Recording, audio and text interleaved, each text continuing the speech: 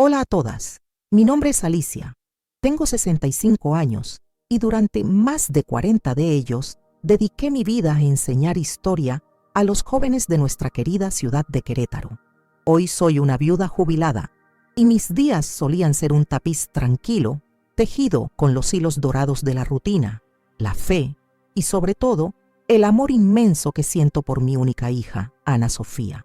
Les escribo hoy, en esta comunidad que tanto respeto, no como la profesora que fui, sino como una madre que vio a su hija al borde de un abismo y tuvo que ayudarla a encontrar la fuerza no para saltar, sino para dar un paso atrás y elegirse a sí misma. Lo que voy a contar sucedió el día que debería haber sido el más feliz de su vida, pero que, por la mano de Dios y por nuestro propio coraje, se transformó en el día de su verdadera liberación. Antes de continuar, les pido que, si esta historia toca su corazón, le den me gusta, la compartan con sus amigos, se suscriban aquí a nuestro canal y activen la campanita para no perderse ninguna de nuestras historias de vida. El apoyo de ustedes es muy importante para que más personas puedan encontrar fuerza en relatos como este. Aquella mañana, el sol de Querétaro derramaba una luz casi sagrada sobre la hacienda que habíamos elegido para la ceremonia. El aire olía a lavanda y a tierra húmeda, una promesa de felicidad. Observaba el ajetreo de los organizadores, los arreglos de flores blancas que se colocaban con cuidado, y mi corazón de madre rebosaba de una mezcla compleja de orgullo y una ansiedad terca, una pequeña piedra en el fondo del alma que intentaba, en vano, ignorar. Era el día de la boda de mi niña, la culminación de meses de planificación y de sueños que, yo sabía, ya estaban manchados por la sombra de una presencia que no traía paz. Entré en la habitación donde Ana Sofía se estaba preparando.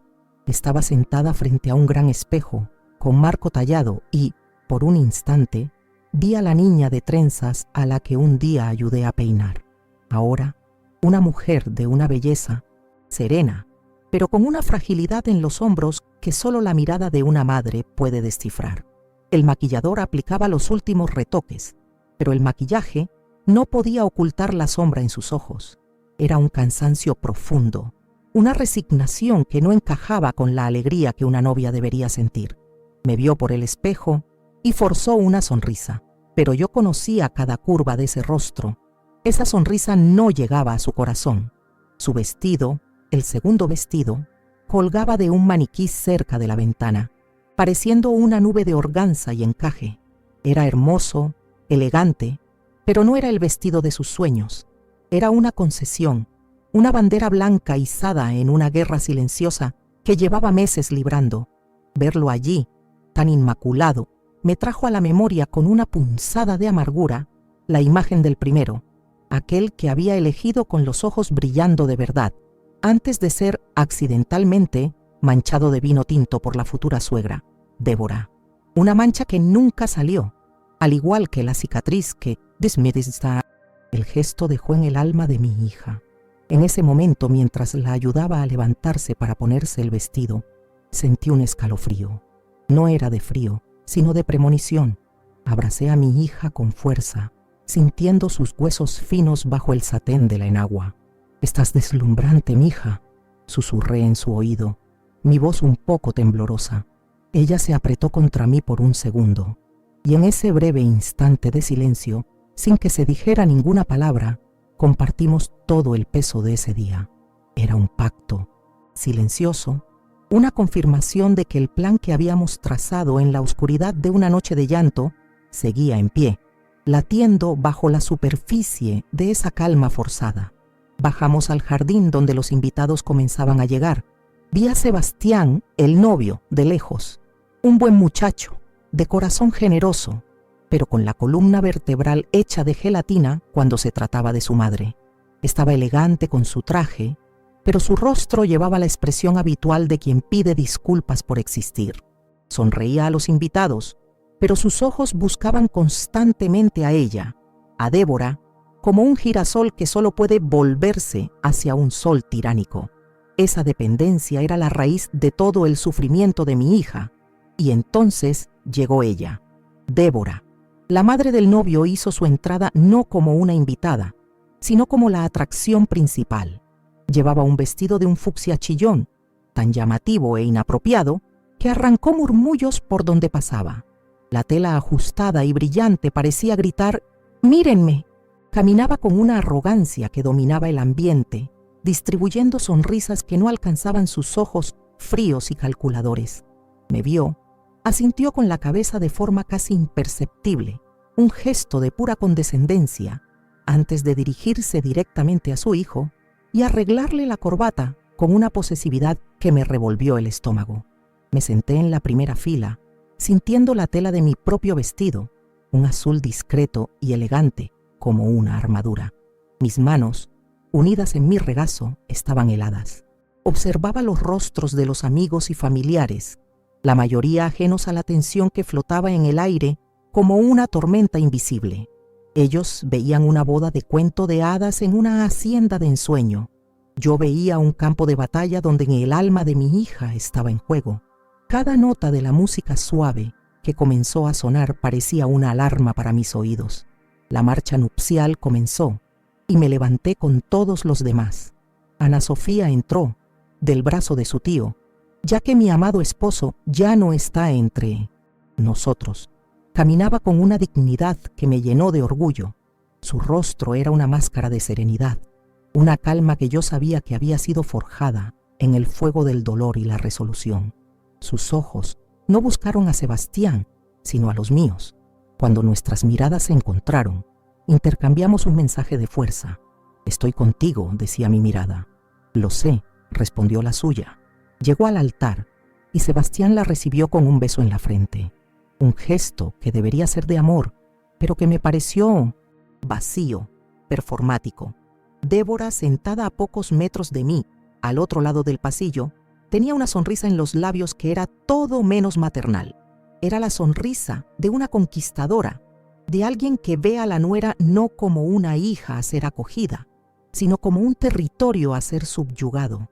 El aire se volvió pesado, denso de expectativas y de un drama que estaba a punto de estallar. El oficiante, un hombre de voz amable y semblante tranquilo, comenzó la ceremonia con palabras sobre amor, unión y respeto. Cada palabra parecía una cruel ironía ante lo que yo sabía. Miraba a mi hija, de pie, tan vulnerable y al mismo tiempo tan fuerte, y rezaba a cada santo que conocía. Le pedía a Dios que nos diera el coraje de llegar hasta el final, de no flaquear en el último momento. El futuro de Ana Sofía dependía de lo que sucedería en los próximos minutos. Mientras el oficiante hablaba, mi mente viajó a los meses anteriores, a todas las pequeñas y grandes humillaciones que habíamos soportado en Múmenes entre silencio. Recordé el día en que Débora anunció, como si fuera lo más natural del mundo, que se mudaría al apartamento de la pareja por un tiempo para ayudar en la transición. Una transición que nunca tuvo fin. No era una visita, era una ocupante, y trataba a mi hija como una intrusa en su propio hogar. Recordé haber entrado en ese apartamento una tarde y encontrar a Ana Sofía llorando silenciosamente en la cocina. Débora había cambiado toda la vajilla que mi hija eligió con tanto cariño por una vajilla antigua y horrenda que le pertenecía. «Esta sí es de calidad, querida. La tuya parecía de juguete», dijo, con un falso tono de quien está haciendo un favor. Ana Sofía no dijo nada, solo se tragó esa afrenta más, y yo sentí una rabia impotente arder en mi pecho. Recordé también el sabotaje del vestido, la mancha de vino, la forma en que Débora sostuvo la copa de manera displicente cerca de la tela delicada.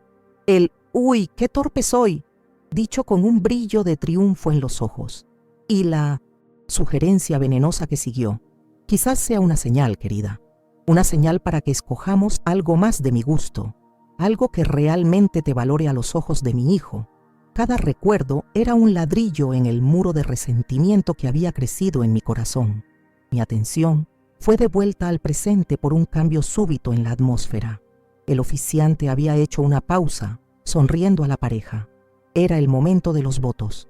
Pero antes de que Sebastián o Ana Sofía pudieran hablar, algo inaceptable sucedió. Débora, con un movimiento teatral, se levantó de su asiento. El ruido de su vestido fucsia fue el único sonido en el silencio atónito que se instaló. Caminó con pasos firmes hasta el altar. Tomó el micrófono de la mano de un asistente del oficiante, quien se quedó paralizado, sin saber cómo reaccionar. La sonrisa de Débora era amplia y depredadora. Con su permiso, padre. Pero antes de que mi hijo se comprometa, yo, como su madre, la mujer que lo trajo al mundo y que siempre será la número 1 en su vida, quisiera decir unas palabras. La audacia de ese acto me dejó sin aliento. Miré a Ana Sofía y vi su cuerpo ponerse rígido. La batalla estaba comenzando. Sentí que la sangre se me helaba en las venas. Aquel era un territorio sagrado, un momento que pertenecía solo a los novios, y ella lo estaba violando con la naturalidad de quien pisa una alfombra.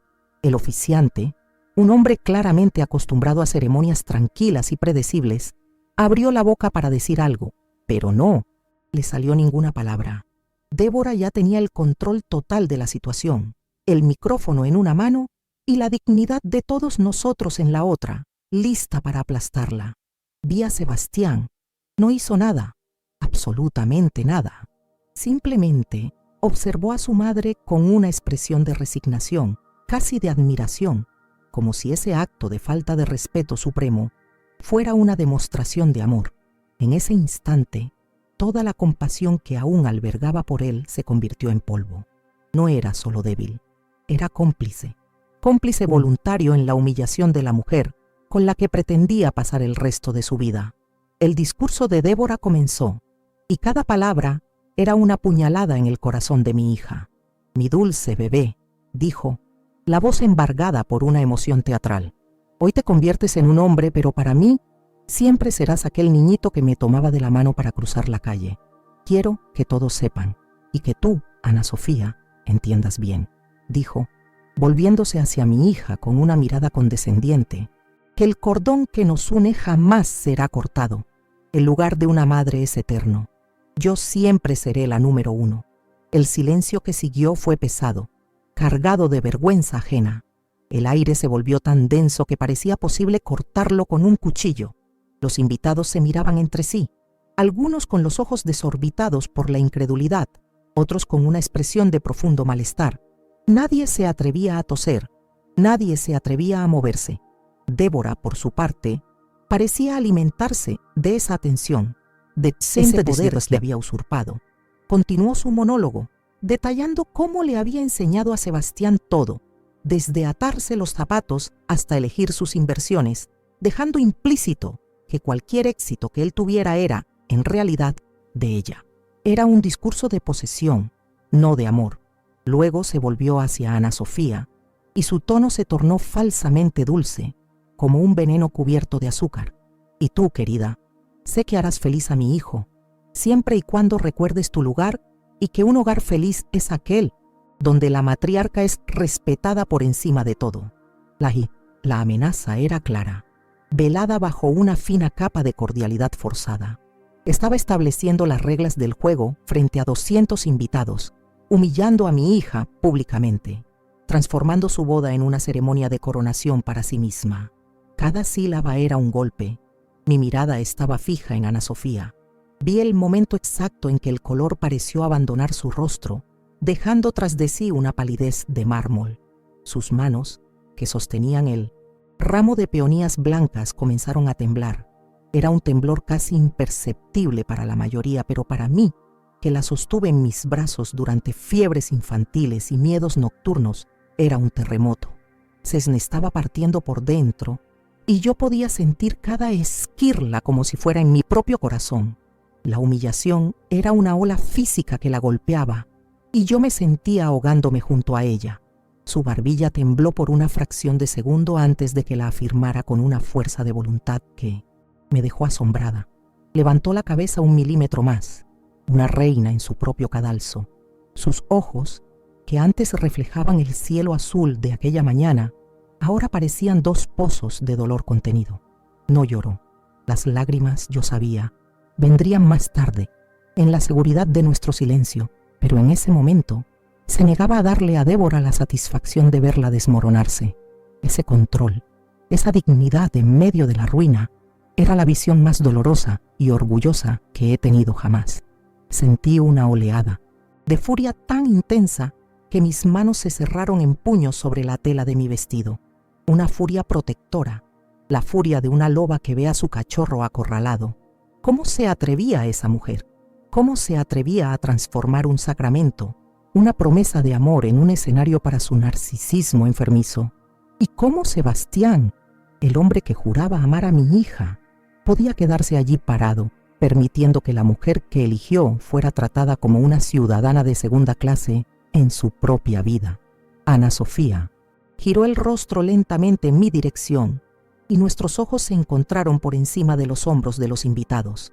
En esa mirada había un universo de súplica y desesperación. Era un grito de auxilio silencioso. «Mamá, ¿estás viendo esto? ¿Ves lo que he soportado?» Y en mi mirada intenté transmitirle toda la fuerza que me quedaba. «Lo veo, mija, lo veo todo. Y estoy aquí. No te dejaré sola. Aguanta firme, recuerda nuestro plan». Fue una conversación entera, sostenida en 3 segundos de buey. Silencio absoluto. El discurso de Débora finalmente llegó a su fin con una declaración grandiosa. «Así que, bendigo esta unión, sabiendo que mi hijo jamás se olvidará de quien le dio la vida». Devolvió el micrófono al asistente atónito. Sonrió como una actriz al final de una obra y regresó a su lugar con el susurro triunfante de su vestido fucsia. Se sentó, se ajustó la falda y miró hacia adelante, satisfecha, como si acabara de realizar el acto más noble y amoroso del mundo, dejando tras de sí un rastro de devastación emocional. El silencio que siguió fue lo más ruidoso que he oído jamás. Era un silencio pesado, vergonzoso, lleno de preguntas no formuladas y de juicios. El pobre oficiante parecía haber envejecido 10 años. Carraspeó, tratando de encontrar el hilo de la ceremonia que había sido tan brutalmente cortado. Miró a Sebastián, esperando quizás que el novio dijera algo, que restaurara el orden, que defendiera el honor de su novia. Pero no pasó nada. Sebastián solo sonrió. Una sonrisa débil, aquiescente, dirigida a su madre. Incluso asintió levemente con la cabeza, un gesto de aprobación. En ese momento selló su destino ante mis ojos. No era una víctima de su madre, era su aliado. Su lealtad no estaba con la mujer a su lado en el altar, sino con la mujer sentada en la primera fila. Él había hecho su elección y no era Ana Sofía. Ese asentimiento de cabeza fue la traición final, más dolorosa que cualquier palabra que Débora pudiera haber dicho. Mi hija lo vio. Vi cuando el último vestigio de esperanza murió en sus ojos. La pequeña llama que quizás aún parpadeaba, la idea de que tal vez en el altar él finalmente se convertiría en el hombre que ella necesitaba que fuera, se apagó por completo. Fue reemplazada por una claridad fría y cortante, la claridad de quien finalmente entiende que el desierto en el que estaba caminando no era el camino hacia un oasis, sino el destino final. Ya no había nada que salvar allí. El oficiante, con la voz un poco inestable, intentó reanudar. «Bueno, qué palabras conmovedoras. Ahora procedamos con los votos». La frase sonó absurda, casi cómica en su inadecuación. Hablar de votos, de promesas de amor y fidelidad, después de esa demostración de falta de respeto, parecía una farsa. La boda entera se había convertido en una pieza de teatro del absurdo, y nosotros éramos los actores principales, atrapados en un guión que no habíamos escrito. Mientras el oficiante hablaba, mi mente se negaba a permanecer en mi docentes, el presente. Huía hacia el pasado, hacia el principio de todo, buscando el origen de esa pesadilla. Recordé la primera vez que Débora vino a cenar a nuestra casa, cuando Ana Sofía y Sebastián anunciaron su compromiso. Pasó toda la noche haciéndome preguntas que sonaban más a un interrogatorio que a una conversación amistosa. Quería saber sobre las finanzas de nuestra familia, sobre mis propiedades, sobre la herencia que mi difunto esposo había dejado. Todo con una sonrisa en el rostro, pero con ojos de un usurero. Recordé la invasión al apartamento de la joven pareja que comenzó de forma sutil. Primero, fue un portarretratos de ella con Sebastián, que apareció en la mesa de centro. Luego, un juego de cojines que combinaban más con el sofá. En pocas semanas la casa, que mi hija había decorado con tanto amor, parecía un anexo de la casa de Débora. Las cosas de Ana Sofía eran lentamente empujadas a los rincones, reemplazadas por objetos que marcaban el territorio de la suegra. Era una colonización silenciosa. Cada visita mía al apartamento de ellos era un nuevo shock. Un día, encontré a Débora reorganizando el armario de la pareja, doblando la ropa de Sebastián de una manera correcta y criticando las elecciones de Ana Sofía. «Esta tela es de mala calidad, querida. Un hombre en la posición de mi hijo necesita algo mejor», decía, sosteniendo uno de los vestidos de mi hija con la punta de los dedos, como si estuviera contaminado. Y mi hija, siempre tratando de mantener la paz, sonreía y decía que consideraría la sugerencia. El episodio más doloroso antes de la boda fue sin duda la llamada en medio de la noche. La voz de Ana Sofía en el teléfono era solo un susurro quebrado por el llanto. «Mamá».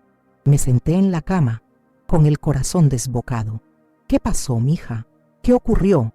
Y ella me contó con la voz embargada de vergüenza y miedo. «Entró en nuestra habitación, mamá, en medio de la noche. Dijo que oyó a Sebastián toser y quería ver si estaba bien. Me desperté y ella estaba parada al pie de nuestra cama, en la oscuridad. Sentí un escalofrío recorrer mi espina dorsal. La violación era tan profunda, tan íntima. ¿Y Sebastián? ¿Qué hizo?», pregunté, ya temiendo la respuesta. Hubo una pausa y luego un sollozo más fuerte. «Nada, mamá. No hizo nada. Solo dijo, está todo bien, mamá. Puedes volver a dormir». No vio lo equivocado que estaba aquello. No me defendió. «Siento que no puedo respirar en esta casa. Siento que me están borrando». En ese momento, algo dentro de mí cambió. La madre paciente y diplomática, que aconsejaba calma y comprensión, murió. En su lugar, nació una estratega. Entendí que no estábamos lidiando con una suegra difícil, sino con un caso de abuso emocional y narcisismo patológico. Y la pasividad de Sebastián no era debilidad, era permiso. Él era la puerta que dejaba entrar al lobo en el redil. La paz no se encontraría a través de la sumisión, sino de la liberación. «Escucha, hija mía», le dije esa noche, con mi voz firme y clara, cortando su llanto. «No vas a respirar más el aire envenenado de esa casa. Vamos a sacarte de ahí, pero no lo haremos huyendo, lo haremos con la cabeza en alto. Vamos a exponer la verdad. ¿Confías en mí?». Hubo un silencio al otro lado de la línea y luego, por primera vez en meses, oí una chispa de fuerza en su voz. «Sí, mamá, confío». Fue allí, en la oscuridad de esa noche, que el plan comenzó a tomar forma. Una idea peligrosa, arriesgada, pero era la única arma que teníamos contra una enemiga que no tenía honor ni escrúpulos. La estrategia era simple en su esencia. Si no puedes vencerla, únete a ella, pero no para rendirte, sino para reunir las pruebas que nos darían la libertad. Era una apuesta alta, que exigiría de mi hija una actuación digna de un premio. De vuelta en el altar, el discurso de Débora todavía resonaba en el aire viciado. El oficiante, habiendo finalmente recuperado una pizca de compostura, se volvió hacia Sebastián para que dijera sus votos. Y él los dijo, palabras sobre amor eterno y compañerismo que sonaban huecas y falsas.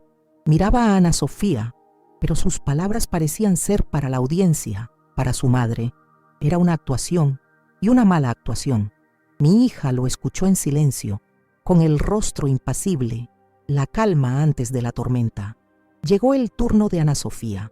El oficiante se volvió hacia ella con una sonrisa alentadora en el rostro. «¿Y tú, Ana Sofía, aceptas a Sebastián como tu legítimo esposo?». Un silencio profundo cayó sobre el jardín. 200 pares de ojos estaban fijos en mi hija. Sentí mi propio corazón latir en mi garganta, un tambor sordo marcando el tiempo. Este era el punto de no retorno. Sostuvo la mirada de Sebastián por un instante y luego, con una calma que parecía venir de otro mundo, tomó el micrófono que el asistente le ofreció. Respiró hondo y el pequeño sonido fue amplificado por el micrófono, resonando en el silencio. No era una respiración de nerviosismo, sino de preparación, una pausa deliberada antes de la batalla. En ese momento, Mi mente me transportó a nuestra cocina unas semanas atrás, el día después de la terrible llamada nocturna. Sentadas a la mesa con tazas de té de manzanilla, sus ojos todavía hinchados de llorar. Fue allí donde la desesperanza dio paso a la estrategia. «No podemos luchar con sus armas, mamá», dijo con la voz ronca. «Ella se alimenta del enfrentamiento directo. Necesitamos algo diferente». «¿Qué tienes en mente, mija?», pregunté, sintiendo que se encendía una llama de esperanza. Se miró las manos entrelazadas sobre la mesa. «Vanidad. Su vanidad es su mayor debilidad. Necesita sentirse superior, en control. Y sí le doy eso. Si dejo de luchar y empiezo a estar de acuerdo con todo, si me convierto en la nuera más dócil y sumisa que podría soñar». La idea me asustó, pero vi la lógica detrás de ella. Era una trampa, y el cebo sería el propio ego de Débora. Y así comenzó la fase más difícil. Vi a mi hija, una mujer inteligente y de opinión, fuerte, transformarse en una actriz. Comenzó a elogiar las elecciones de Débora. «Qué buen gusto tienes, Débora. Tenía razón.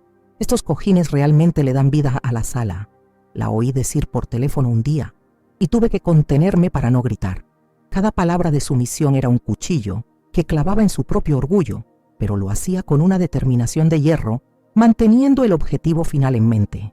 El cambio de táctica confundió a Débora al principio, pero su arrogancia no le permitió sospechar por mucho tiempo. Rápidamente aceptó la nueva dinámica como una victoria suya, una prueba de que finalmente había domado a la nuera. Con la guardia baja, se volvió más audaz, más descuidada en sus palabras. Comenzó a tratar a Ana Sofía como una confidente, una discípula, revelando sus pensamientos más manipuladores bajo el disfraz de consejos de mujer a mujer. Y era exactamente eso lo que esperábamos. Ana Sofía comenzó a grabar sus conversaciones. Al principio estaba aterrorizada, con las manos temblando al encender la grabadora del celular y dejarlo casualmente sobre la mesa de centro o la encimera de la cocina. Me contaba después cómo su corazón parecía que iba a estallar en su pecho, con miedo de ser descubierta. Pero el desprecio de Débora por ella era tan grande que la suegra jamás imaginaría que esa muchacha, sin gracia y sin iniciativa, tendría la audacia o la inteligencia para tal acto. Las grabaciones eran peores de lo que imaginábamos. Eran la prueba irrefutable de la maldad y la codicia de Débora.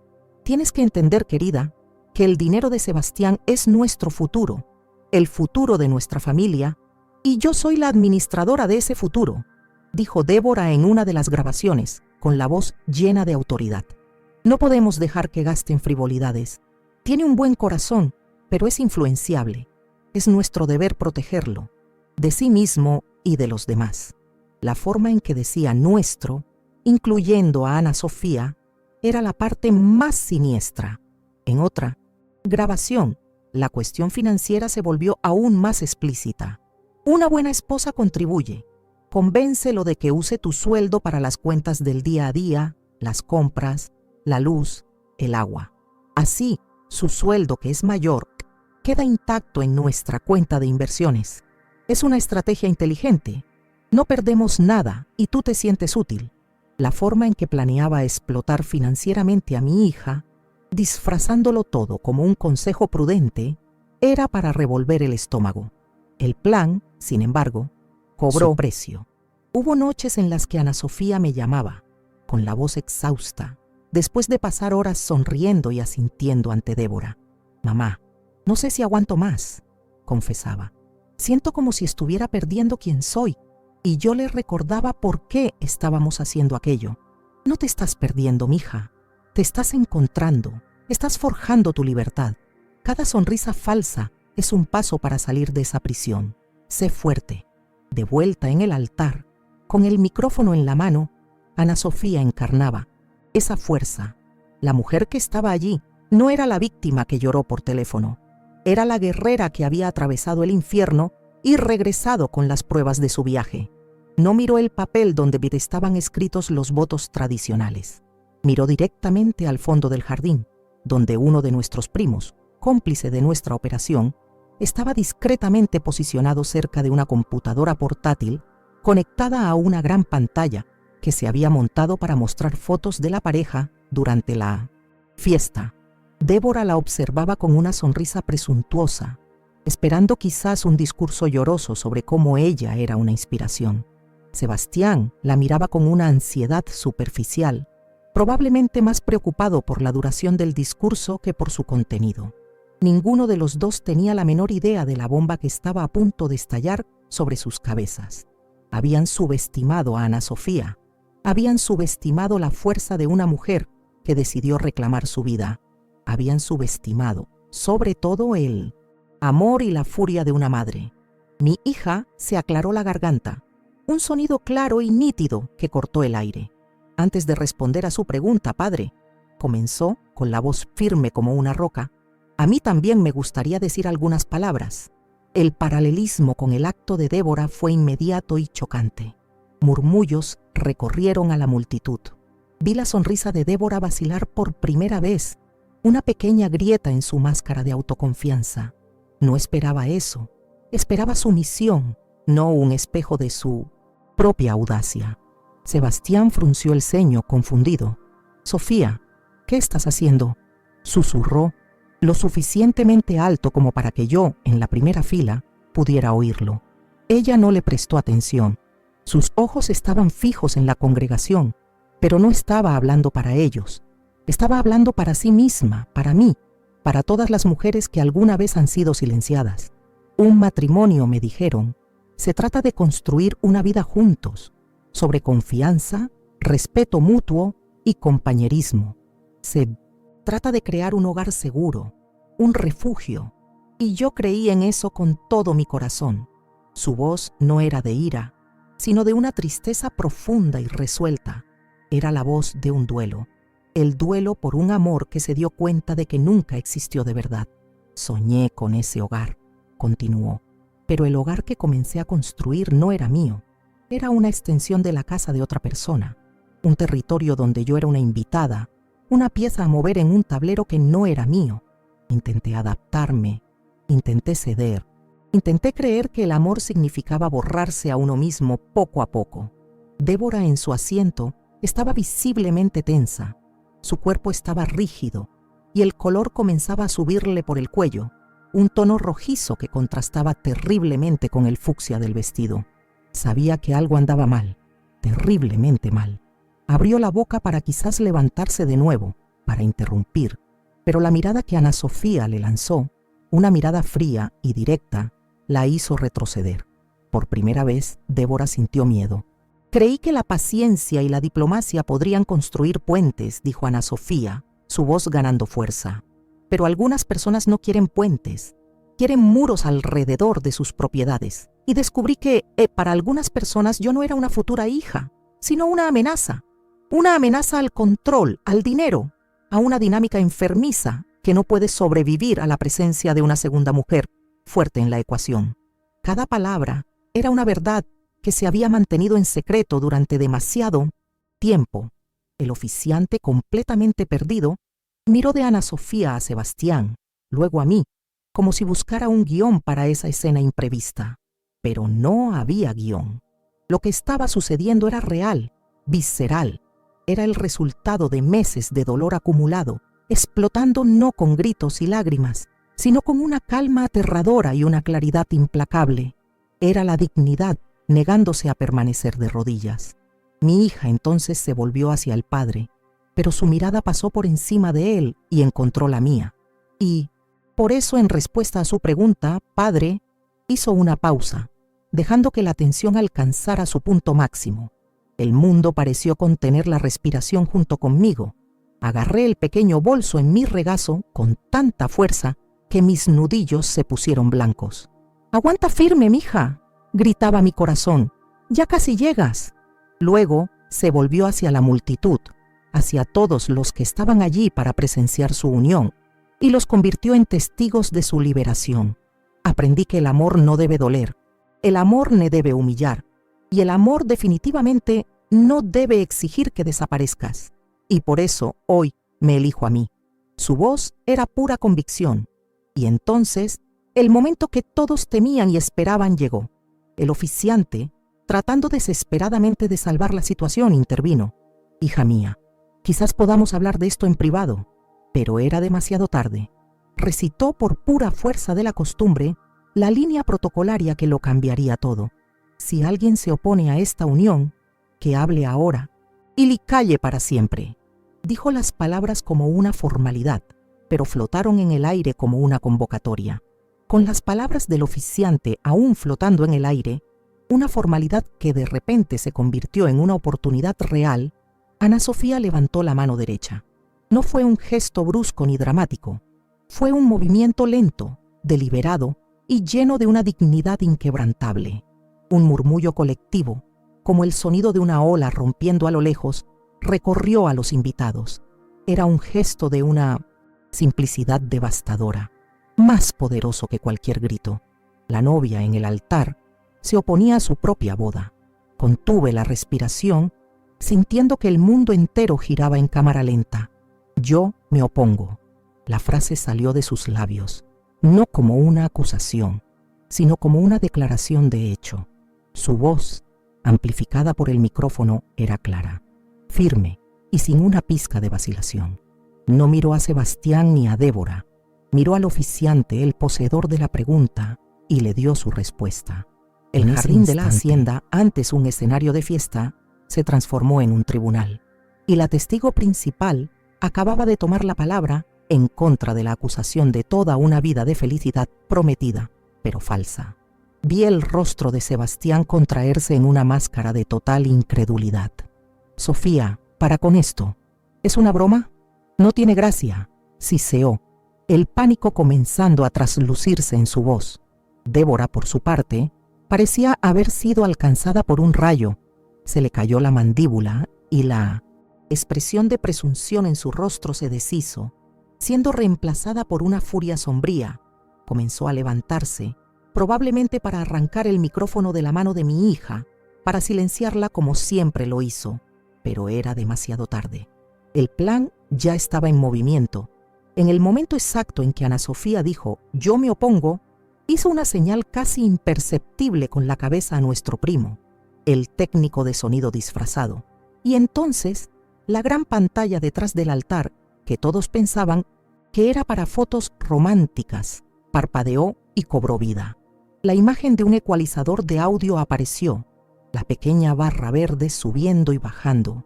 Y entonces, la voz de Débora, nítida e inconfundible, llenó el silencio atónito. Tienes que entender, querida, que el dinero de Sebastián es nuestro futuro, el futuro de nuestra familia, y yo soy la administradora de ese futuro. Un suspiro colectivo recorrió a la multitud. Ya no era un murmullo, era un sonido de shock audible. Las cabezas se giraron. La pantalla a Débora, que ahora estaba paralizada a medio camino, con la mano extendida en el aire. Su piel, antes rosada de satisfacción, adquirió un tono pálido y grisáceo, que contrastaba horriblemente con el color vibrante de su vestido. Sus ojos, desorbitados, se movían entre la pantalla y el rostro tranquilo de mi hija. La cazadora había caído en su propia trampa. El audio continuó, despiadado en su claridad. No podemos dejar que gaste en frivolidades. Tiene un buen corazón, pero es influenciable. Es nuestro deber protegerlo, de sí mismo y de los demás.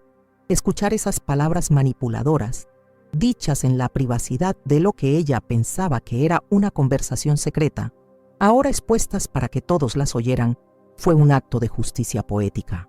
La máscara de madre amorosa y dedicada fue arrancada, revelando el rostro controlador y codicioso que mi hija y yo conocíamos tan bien. Sebastián miró a su madre, la confusión en su rostro transformándose en puro horror. Finalmente, estaba entendiendo la profundidad de la manipulación, de la que no solo era víctima, sino también un facilitador.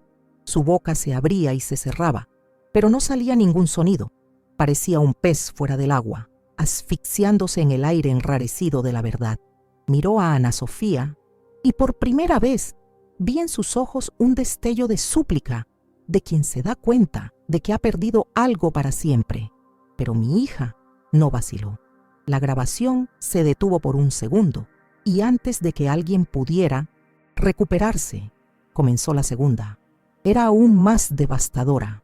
La voz de Débora de nuevo, con un tono de confidencia venenosa. Una buena esposa contribuye.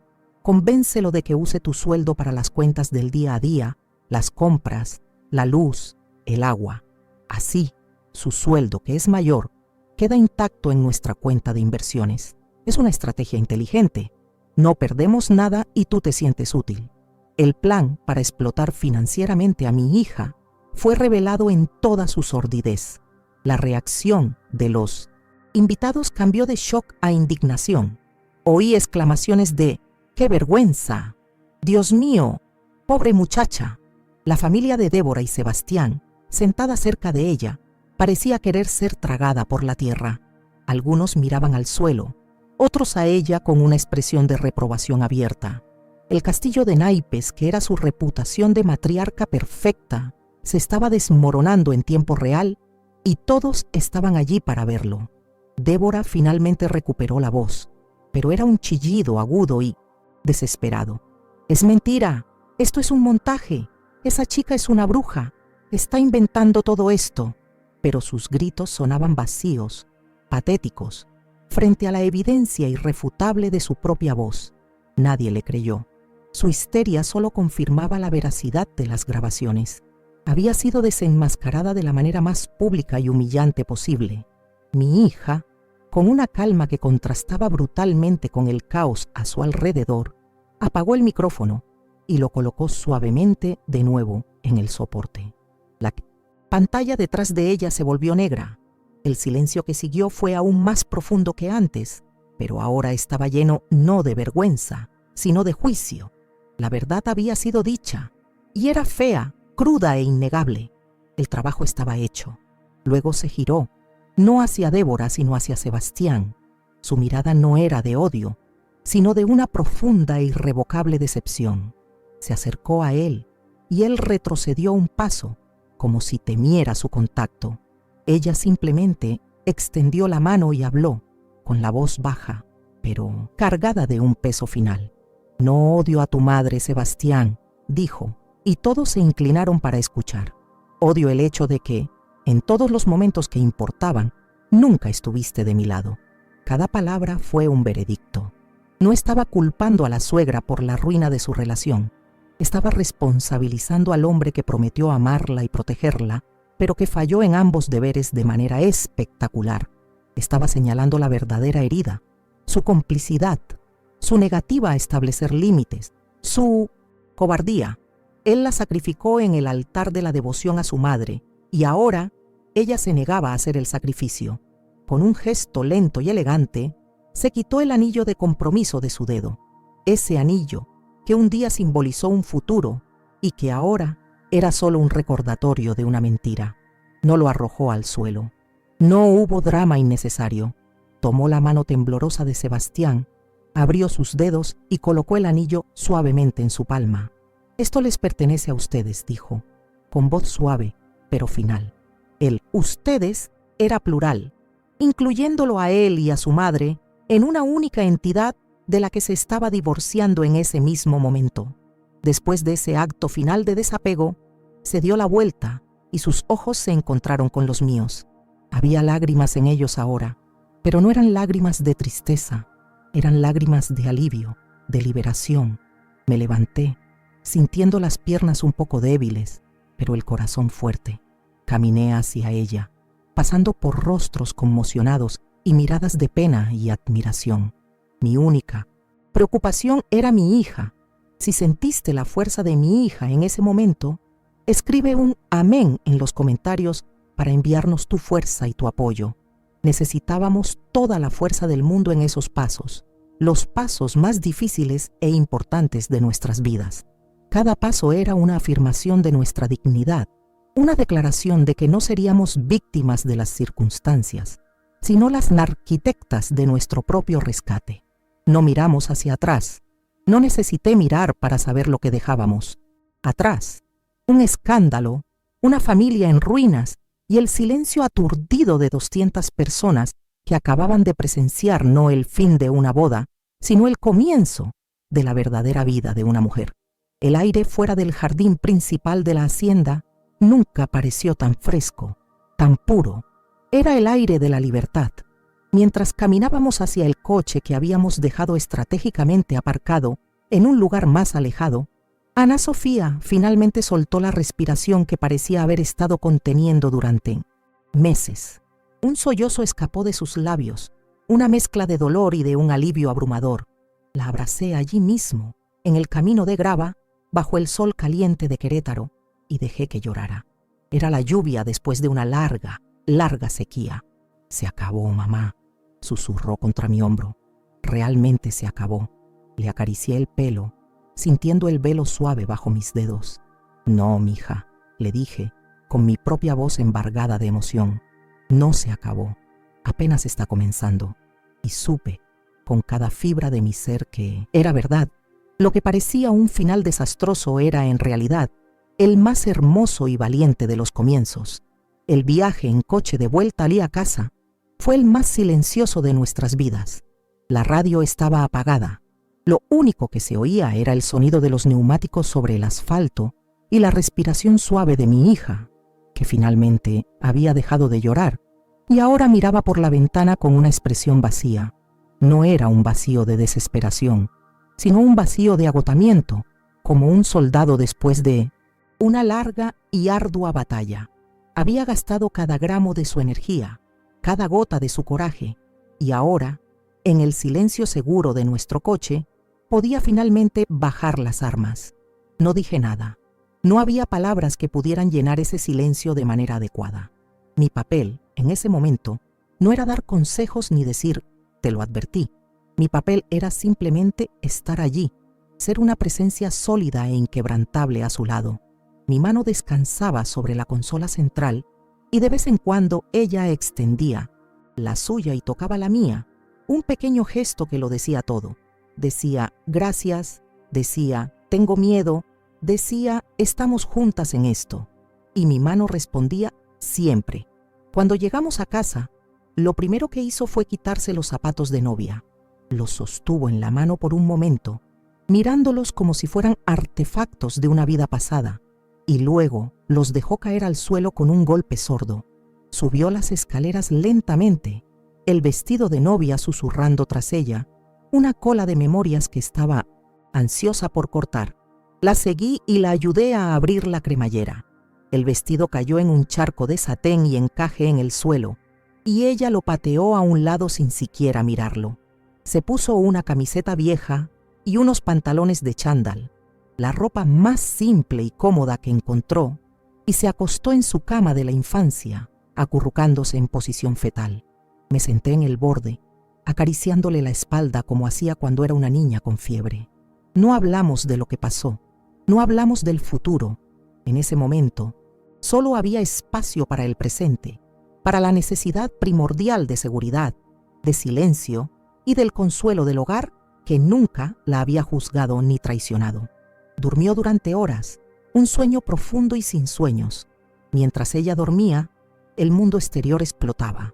Mi celular, que había puesto en modo silencioso antes de la ceremonia, comenzó a parpadear y vibrar incesantemente sobre la mesa de la cocina. Llamadas y mensajes de tías, primos, amigos, conocidos. Todos querían saber, todos querían una versión, un detalle, una confirmación. La historia de la boda cancelada en el altar, con derecho a grabaciones secretas, se extendió por Querétaro con la velocidad de un incendio en Pasto Seco. Éramos el escándalo del año. Decidí no contestar ninguna llamada. Apagué el aparato y me preparé para lo que vendría después. Sabía que seríamos juzgadas. Algunos nos llamarían valientes, otros locas, otros crueles, pero nada de eso importaba. La única opinión que contaba para mí estaba durmiendo en 1900, la habitación de al lado, finalmente en paz después de meses de tormenta. Protegerla de la tormenta de chismes que nosotras mismas habíamos creado era mi nueva prioridad. En los días siguientes, las noticias nos llegaron, quisiéramos o no. Supimos por una prima que Débora se había encerrado en casa, negándose a ver o hablar con nadie. Su humillación fue completa y absoluta. Ella, que vivía de su imagen pública, de su reputación de matriarca poderosa y respetada, vio su verdadera naturaleza expuesta de la manera más espectacular posible. Las mismas personas ante las que se exhibía ahora susurraban sobre su codicia y crueldad en las misas y en los cafés. La consecuencia más inmediata y devastadora, sin embargo, fue para Sebastián. Su jefe, un hombre serio y de familia, estaba en la boda. Era uno de los invitados del padre de Sebastián. Escuchó las grabaciones. Escuchó el plan para manipular el salario de la novia y desviar los fondos de la empresa familiar a una cuenta de inversión controlada por la madre. El lunes siguiente, Sebastián fue llamado a la oficina y despedido, no por escándalo, sino por ruptura de la confianza. Su complicidad tuvo finalmente un precio tangible. Intentó llamar a Ana Sofía decenas de veces. Envió mensajes interminables, algunos de ira, otros de súplica, otros culpándola por arruinarle la vida. Mi hija leyó los primeros y luego lo bloqueó. «Todavía no lo entiende, mamá», me dijo, con una tristeza tranquila en su voz. «No cree que haya hecho nada malo, cree que la víctima es él». Y esa constatación, más que cualquier otra cosa, fue la confirmación final de que había tomado la decisión absolutamente correcta. Una semana después de la no boda, Ana Sofía entró en la sala con una nueva determinación en los ojos. El cansancio había disminuido, reemplazado por una claridad de propósito. «Mamá, necesito decidir qué hacer con las cosas», dijo. Se refería al vestido, a los regalos que ya habían sido entregados y principalmente al dinero que habíamos ahorrado y que se usaría para pagar la fiesta. Una cantidad considerable que ahora estaba parada en el banco, manchada por el recuerdo de ese día. El vestido de novia, ese que estaba tirado en el rincón de la habitación, fue lo primero. Lo tomó, lo dobló con cuidado y lo metió en una caja. «No quiero venderlo ni donarlo como está», dijo. «Quiero transformarlo». Y eso fue lo que hicimos. Llevamos el vestido a una costurera que conocíamos, una señora que trabajaba con una institución de caridad que cuidaba de bebés prematuros fallecidos. El satén y el encaje de ese vestido se transformaron en decenas de pequeños trajes de ángel, ropas dignas para bebés que partieron demasiado pronto. Un símbolo de dolor fue transformado en un acto de compasión. Los regalos fueron devueltos uno por uno, con una tarjeta de agradecimiento educada, pero sin explicaciones. No debíamos explicaciones a nadie. Nuestras acciones en el altar habían hablado por sí mismas. Fue un proceso largo y emocionalmente agotador. Cada regalo, un recuerdo de un futuro que no existiría. Pero con cada caja de vuelta, era como si se le quitara un peso de los hombros a mi hija. Estaba limpiando su vida, vaciando los espacios que el dolor ocupaba. La decisión más importante fue sobre el dinero de la fiesta. Era el dinero de sus ahorros, más la contribución que yo y su difunto padre habíamos guardado para ella. Después de mucha deliberación, tomó una decisión que me llenó de un orgullo que apenas cabía en 1960. Mi pecho. Tomó toda su parte, cada centavo que se habría gastado en flores, comida y música, e hizo una donación anónima a una fundación local que ofrece apoyo legal y psicológico a mujeres en relaciones abusivas. El dinero que iba a celebrar el inicio de una prisión ahora puede ayudar a financiar la libertad de otras mujeres, me dijo, con los ojos brillando con una nueva luz. En ese momento, vi que su curación no estaba solo en alejarse del dolor, sino en transformarlo en algo positivo. Estaba resignificando su historia, tomando los ladrillos de su ruina y usándolos para construir un refugio para otras personas. Este acto de generosidad fue un punto de inflexión.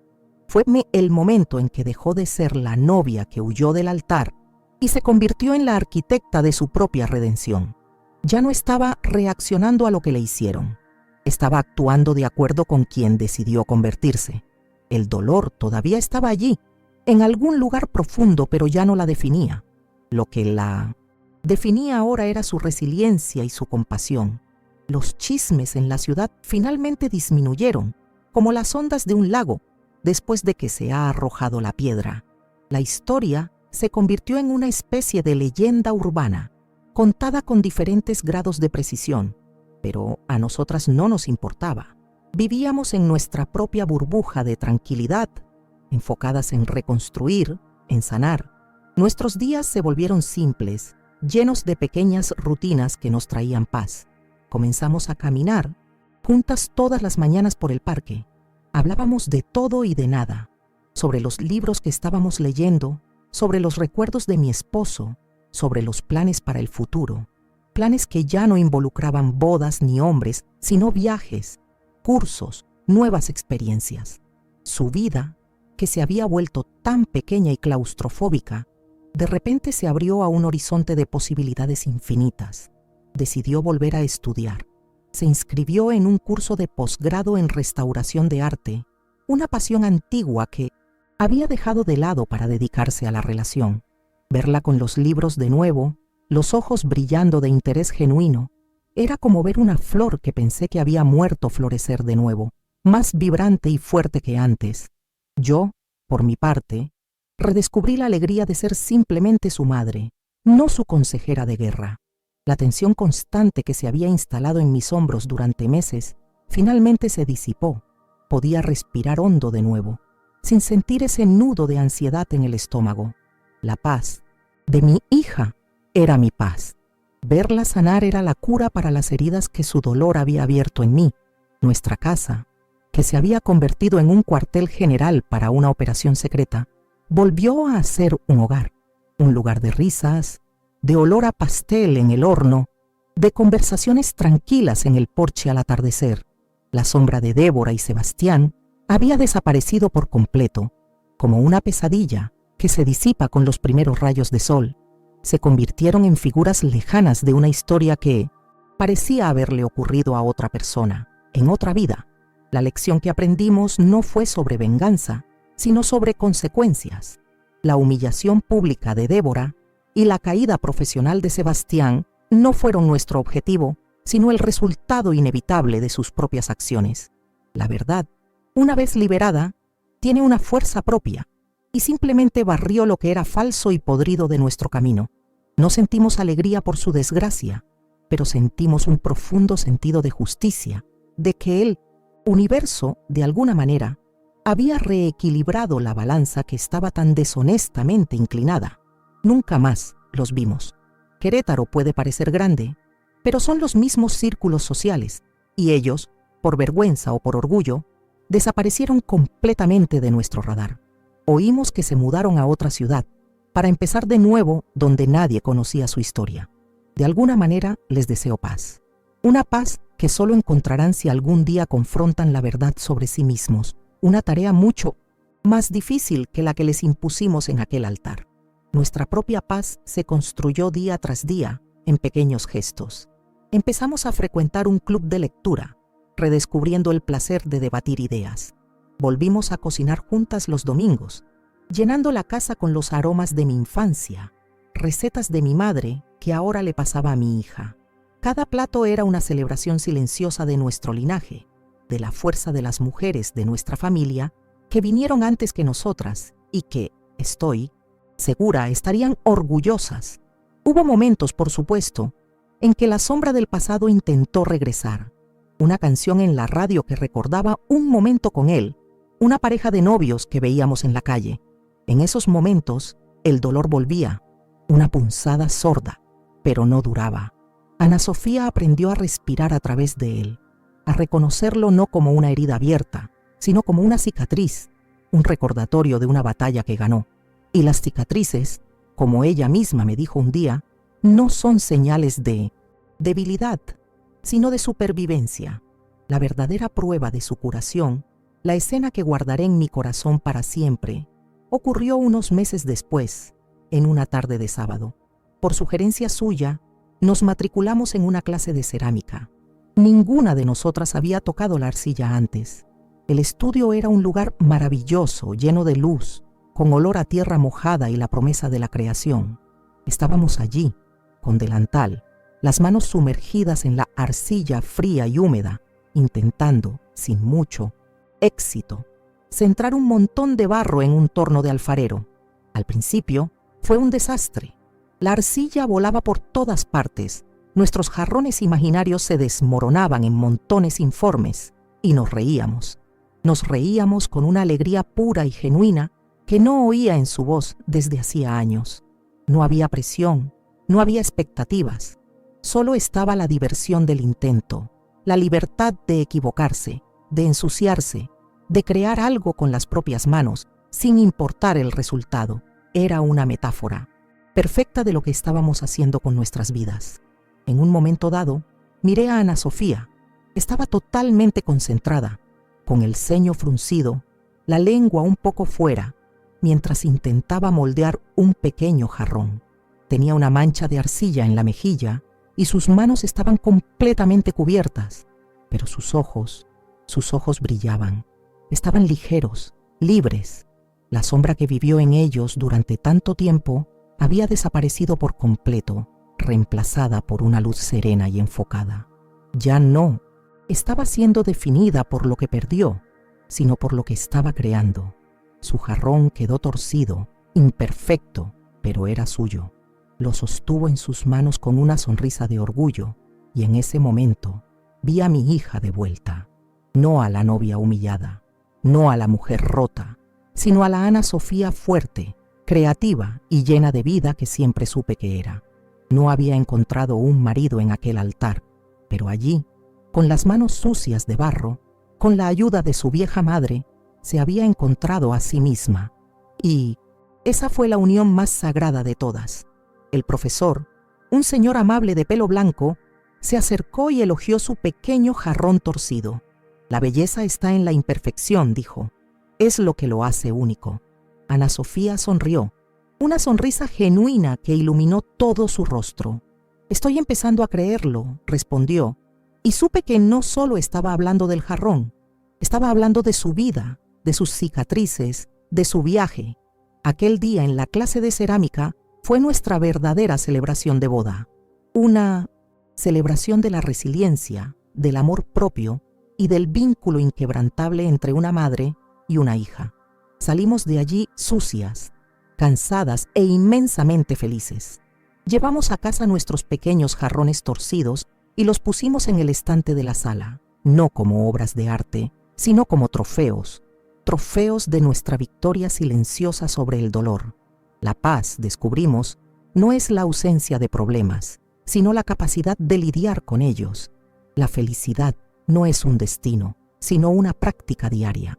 El amor verdadero, el tipo que sana y edifica, a menudo proviene de la fuente que menos esperamos, de dentro de nosotras mismas y de aquellos que han estado a nuestro lado todo el tiempo, en silencio. Para Ana Sofía, esa fuente era yo. Para mí, era ella. Juntas, nos convertimos en nuestro propio refugio. La lección de vida que sacamos de todo esto es simple pero profunda. La dignidad nunca, jamás, debe ser negociada. Ningún amor, ninguna promesa, ninguna seguridad financiera vale el precio de tu alma. Puedes ceder, puedes comprometerte, puedes ser paciente, pero en el momento en que te piden que desaparezcas, que te empequeñezcas para que el otro pueda brillar, es el momento de marcharte. No importa cuán aterrador sea el camino, la libertad vale cada paso.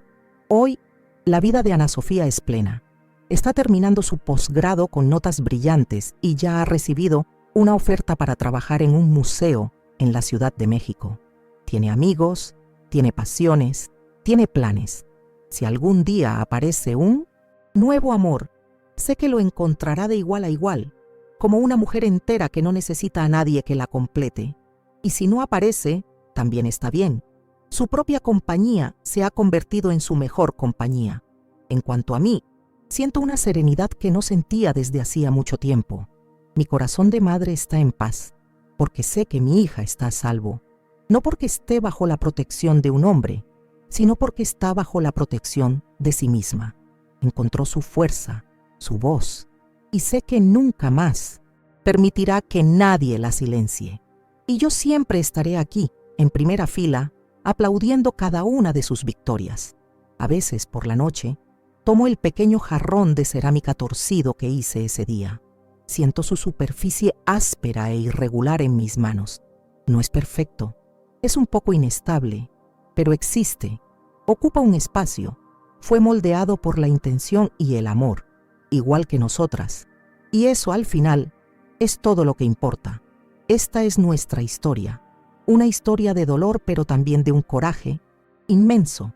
El viaje de una hija para recuperar su voz y de una madre que la ayudó a amplificar el sonido. Fue el día en que una boda murió para que una vida pudiera, finalmente, nacer de verdad.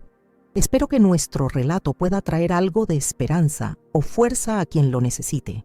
La vida puede ponernos de rodillas, pero siempre tenemos la opción de levantarnos.